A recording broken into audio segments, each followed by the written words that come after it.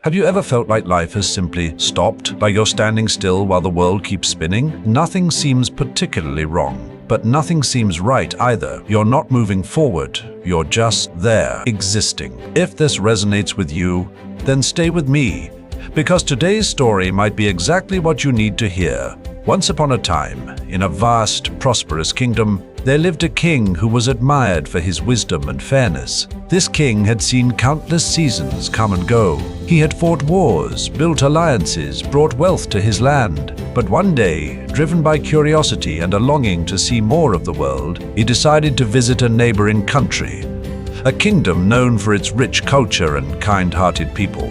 When the king arrived there, he was received with extraordinary warmth. Grand feasts were held in his honor, musicians played delightful tunes, poets recited verses, and the people lined the streets just to catch a glimpse of him.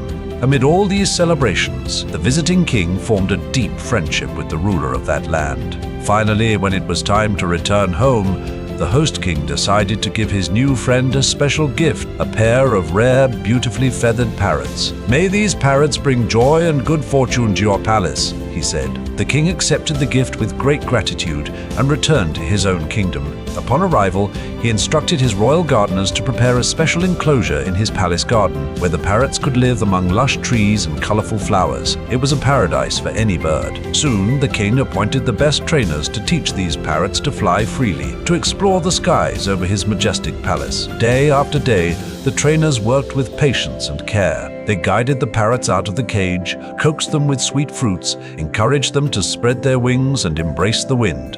About 20 days later, the chief trainer came before the king, looking troubled. With hesitation, he confessed, "Your Majesty, I was hesitant to bring this to you, but I must. One of the parrots has taken wonderfully to the skies. It soars over your palace, towers and dances with the clouds. But the other, well, it refuses to move. It simply sits on the same branch all day. It doesn't attempt to fly, not even once." Hearing this, the king grew concerned. How could two birds from the same pair behave so differently? Determined to see both parrots fly, he ordered his ministers to summon other skilled trainers from distant lands. Perhaps someone else would have the answer. Days turned into weeks. Trainer after trainer came, tried their best techniques, whispered encouragement, even tried startling the parrot gently into taking off. But nothing worked. The parrot remained stubbornly perched on that branch, gazing out blankly, refusing to fly. Finally, one of the older ministers suggested, "Your Majesty, sometimes simple minds understand nature better. Why not call a farmer from the village nearby? They live close to the earth, close to the instincts of all creatures." Out of options, the king agreed. A humble farmer was brought to the palace gardens. He observed the silent parrot for a while, nodded quietly, and then requested to be left alone. The very next morning, to everyone's astonishment, the previously idle parrot was seen soaring high above the palace towers, wings stretched wide, darting through the air with breathtaking freedom, even flying higher than the other parrot.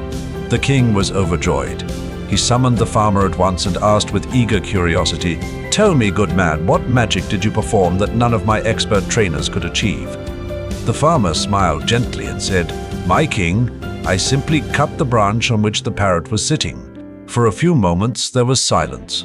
Then the king began to laugh, not out of mockery, but from the pure brilliance and simplicity of the solution. Sometimes all it takes is removing the comfort that keeps us stuck. And isn't that exactly how many of us live our lives? We all have our own branches, comfortable jobs that pay just enough to keep us from chasing our dreams, relationships that are stable but not fulfilling, routines that keep us from taking risks. We cling to these branches because they're safe, predictable, familiar. But as long as we're perched there, we never truly learn to fly. We never know how high we can soar, how vast our sky really is.